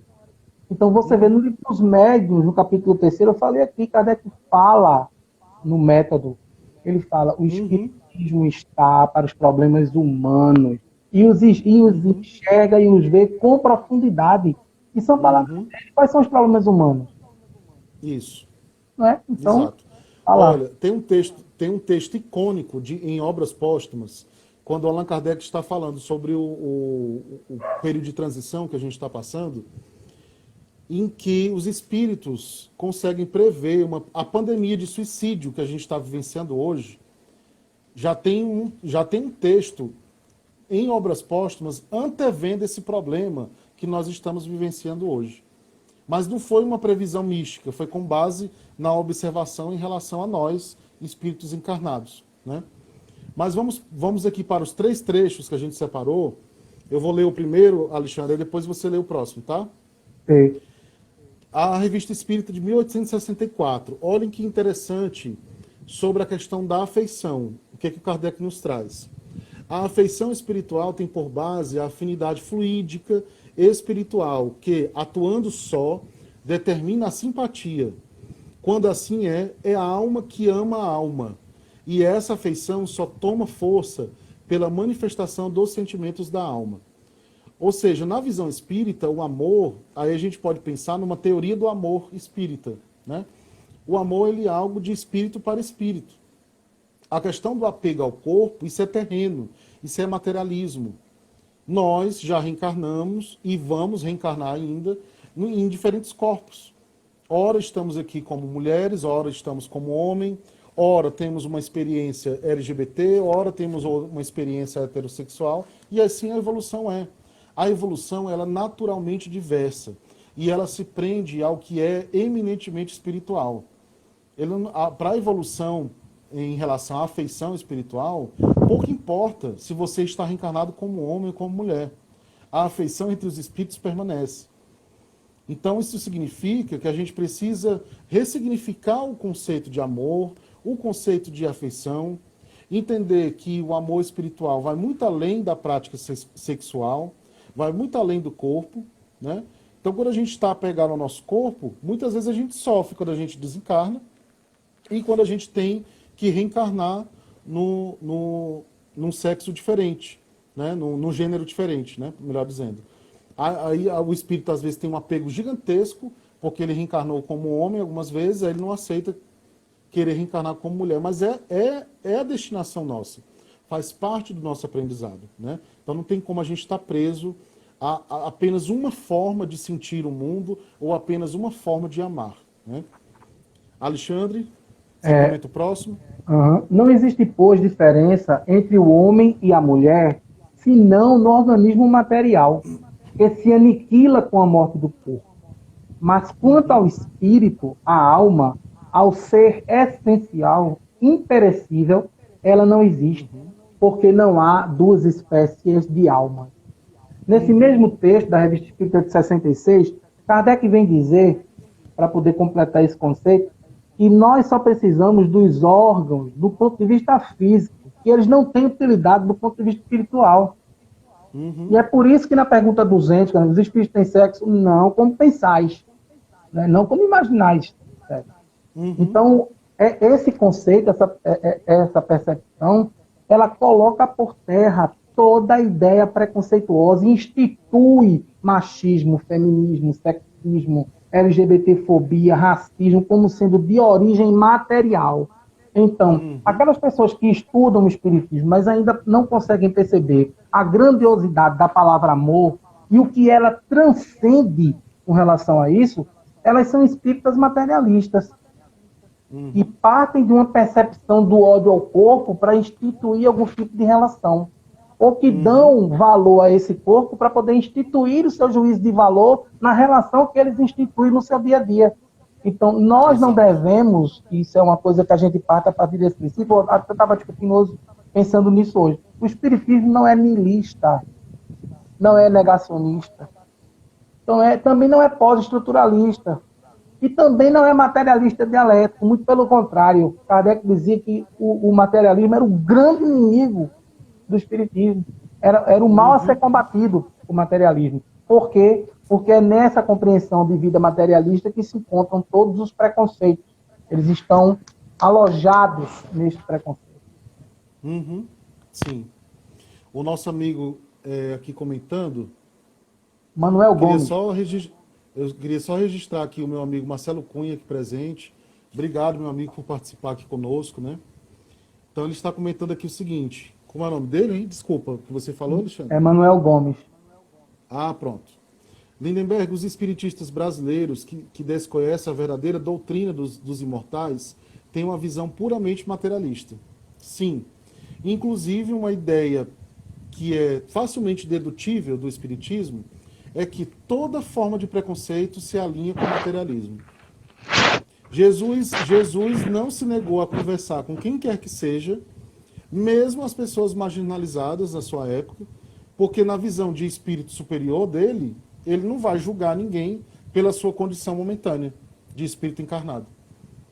Então eu acho que é um ensinamento e um caminho necessário para nós, né? Então, como é que estão as minhas relações sociais? Eu me relaciono socialmente, mas eu saio julgando e jogando anátema contra diversos grupos, os quais eu não faço parte? Ou eu consigo compreender que aqueles grupos, por mais que eu não faça parte, eles representam a diversidade social?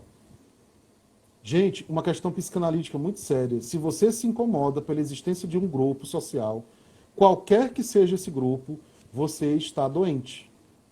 certo? Porque na estrutura nazista e fascista é exatamente dessa forma que eles procedem.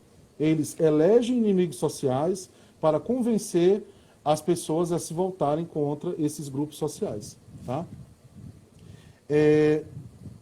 Para a gente encaminhar para o encerramento, eu queria citar aqui os capítulos 16, 17 e 18 da Gênese, que juntos os três abordam a temática do período de transição e a futura regeneração que nós vamos experimentar a partir da nossa evolução espiritual, né?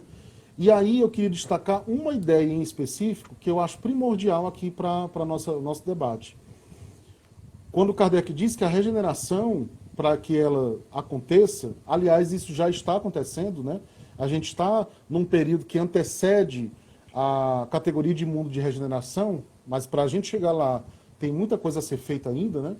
Mas o Kardec diz que já na sua época, esse período de regeneração, ele se dá pela luta entre as ideias progressistas e as ideias retrógradas. Verdade. Aí novamente falando a questão da regeneração do planeta, que não vai se dar unicamente por novos espíritos que vão reencarnar.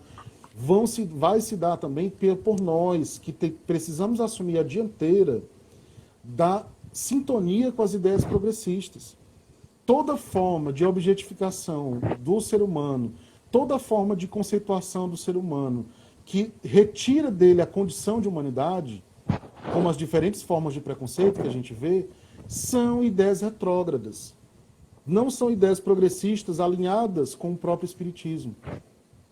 Então a gente precisa trabalhar o preconceito na raiz e até compreendê-lo por que incomoda. Às vezes a pessoa tem um preconceito com um grupo social, ela não sabe nem por quê. Ela apenas está reproduzindo determinados comportamentos que às vezes ela vê, né? Mas então, num planeta de regeneração, em que esses grupos sociais ainda permanecerão existindo, a gente vai se negar a evoluir espiritualmente por conta disso? É possível a gente alinhar a perspectiva nossa, individual, com essa perspectiva mais ampla de evolução. Então a gente precisa parar para pensar quais são as ideias que a gente normalmente segue, inclusive as ideias políticas, né? São ideias progressistas ou são ideias retrógradas? Quem quiser se aprofundar nessa temática, o capítulo 17 e o 18 da Gênesis são perfeitos para a gente compreender o que o Kardec quer dizer com essa luta entre as ideias progressistas e as ideias retrógradas. Você quer comentar essa parte, Alexandre? Não, eu prefiro falar do texto 3, por conta do tempo. Pode ser? Do terceiro trecho. Ah, desculpa, eu acabei pulando o terceiro. E ele, para mim, desculpa, mas ele Gênesis, né? Ele fecha o texto 3 é da revista também de 1866, e ele diz assim: as almas ou espíritos não têm sexo. As afeições que os unem nada têm de carnal, e por isto mesmo são mais duráveis, porque fundadas numa simpatia real e não são subordinadas às vicissitudes da matéria. Revista Espírita de 1866.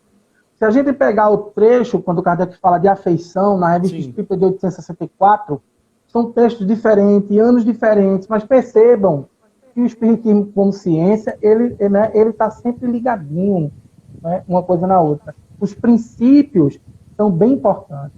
Então, acho que é importante que nós possamos discutir isso amplamente dentro do movimento espírita. E quando a gente fala na questão do retrógrado, e quando a gente fala da questão do progressista, eu fui indagado uma vez por um grande expositor do Brasil, uma vez numa conversa, por que o Ágora não assume a pecha de progressista? Eu disse, porque o espiritismo é.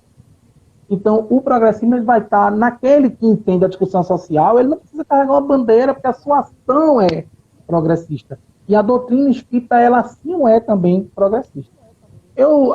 A gente vai encontrar gente que concorda, gente que discorda. Eu só toquei nesse ponto, porque muitas vezes acontecem as... eu não sei como eu vou dizer, mas assim, tratam as palavras de forma pejorativa. A palavra progressista, assim como a gente falou das outras questões que acabam politizando, é uma palavra que também tornou-se uma palavra empoderada do ponto de vista da política partidária, para que a gente não se utilize desse conceito. Porque é um conceito que está muito próximo do sentido de progressão que a gente tem enquanto vida. Então, não é desuniforme com a compreensão daquilo que a gente tem da doutrina espírita. E é bom que a gente amplie essas discussões e a gente perca o medo de dizer o que nós somos. Porque nós somos, sim, progressistas. Porque se somos espíritas, não tem como ser espírita e ser retrógrado. É um contrassenso você não discutir as questões de ordem espiritual. Não é porque quando a gente enxerga a relação das discussões de ordem social e a gente percebe que convencionou-se que discutir sociedade dentro do movimento espírita é discutir entrega de cesta básica. É cuidar de corpos e não cuidar de espíritos, de almas.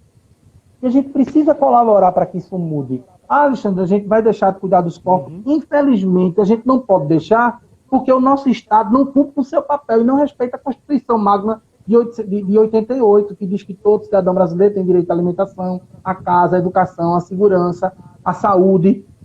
Né? Então, a gente cumpre esse papel porque há uma vacância disso no Estado e a gente precisa cuidar. Mas não é a função principal do Espiritismo. A gente não pode misturar as coisas. A gente não deve deixar de cumprir com esse papel, porque as pessoas não podem passar fome, porque elas não vão entender Espiritismo com fome. Ótimo, mas não vai ser e nunca será a principal função da doutrina espírita. Isso é uma deturpação dos seus conceitos. Então, a gente cuida das almas, cuida dos espíritos, ou deveria cuidar. Perfeito. A gente está tendo que reafirmar o espiritismo como progressista devido ao fato do movimento espírita como um todo, assim, uma parte majoritária, simplesmente deixar de lado essas discussões. Quando o próprio Kardec traz esse debate com os espíritos superiores, mas uma decisão ideológica do movimento espírita hegemônico foi deixar essa discussão de lado. Então a gente está tendo que reafirmar hoje o espiritismo como progressista, mas o Allan Kardec já dizia isso. Ele disse na Gênese, ele disse na Revista Espírita, isso já está posto textualmente, né, na obra espírita. Né? E, gente, para a gente finalizar, eu queria compartilhar com vocês um texto do capítulo 1 da Gênese, Caráter da Revelação Espírita. É um texto que eu considero um primor para que a gente possa ter um olhar carinhoso, um olhar voltado para as questões sociais, de modo que a gente comece a pensar, enquanto sociedade, em soluções viáveis para a nossa frágil civilização. Né? Então, eu queria compartilhar com vocês esse texto, que é assim, um primor, sobre a justiça da reencarnação. Né?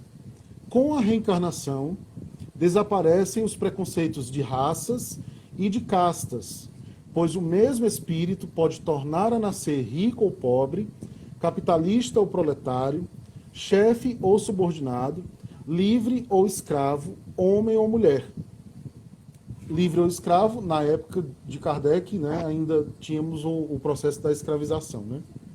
De todos os argumentos invocados contra a injustiça da servidão e da escravidão, contra a sujeição da mulher à lei do mais forte, nenhum há que prime em lógica ao fato material da reencarnação.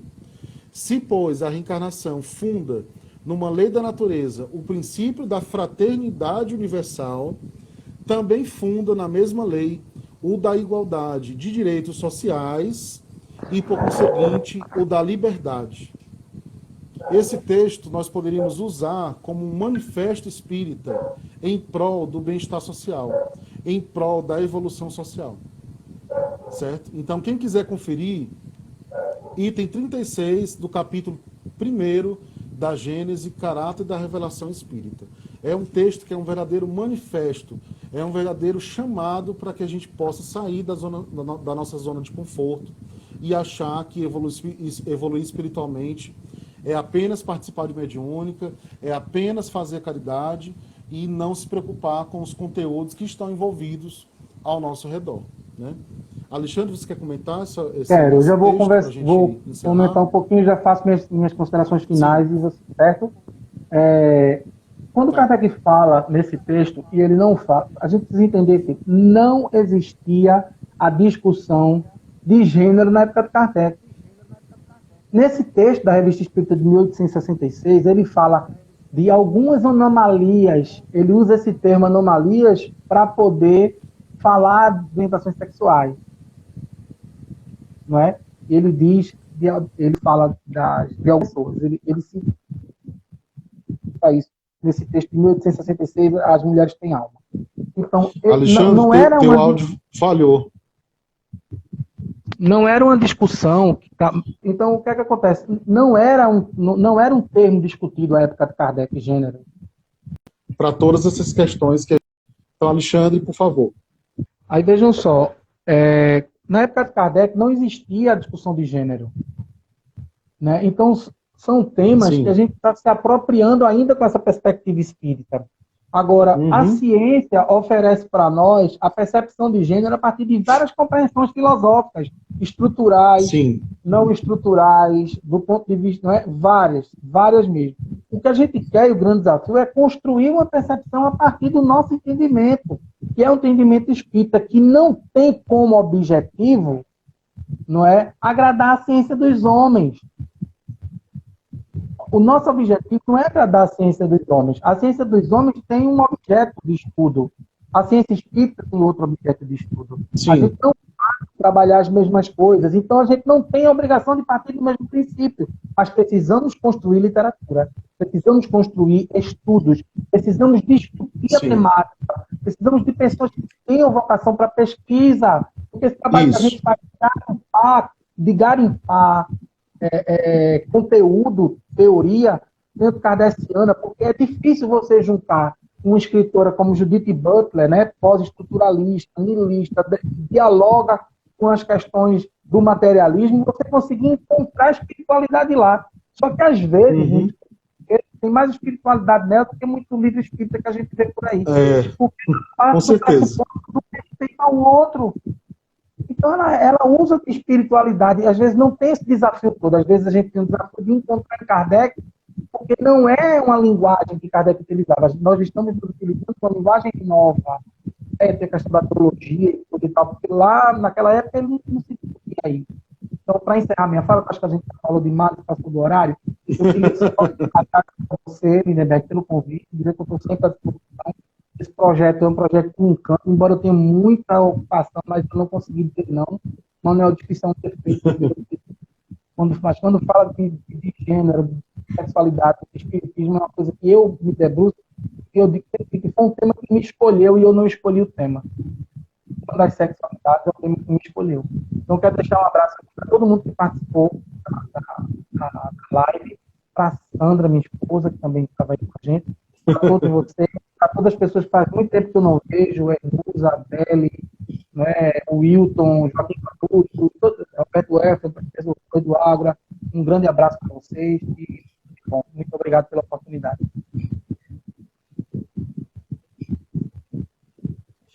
Gente, e eu também quero agradecer imensamente ao Alexandre, nosso querido amigo do Ágora de Recife, que tem desenvolvido um excelente trabalho pautado nas questões sociais, voltados para o espiritismo e vice-versa, né?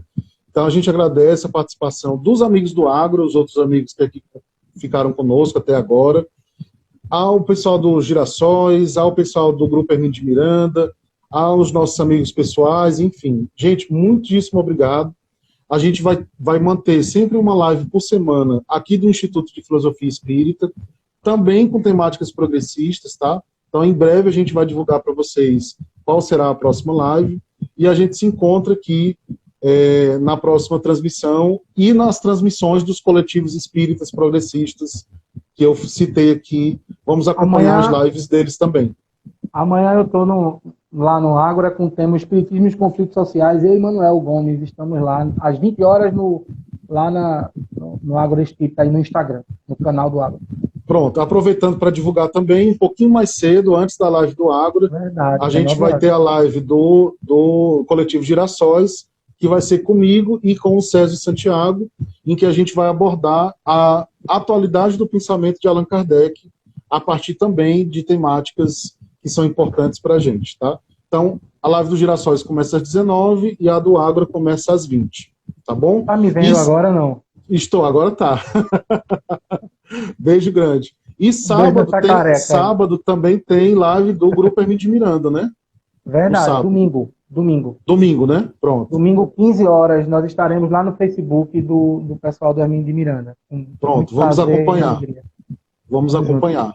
Gente, até mais, viu? Muito obrigado. Até a próxima. Fiquem com Deus. Obrigado, Alexandre. Beijo grande. Valeu, cara. Tchau. Obrigado por tudo. Tchau. Tchau.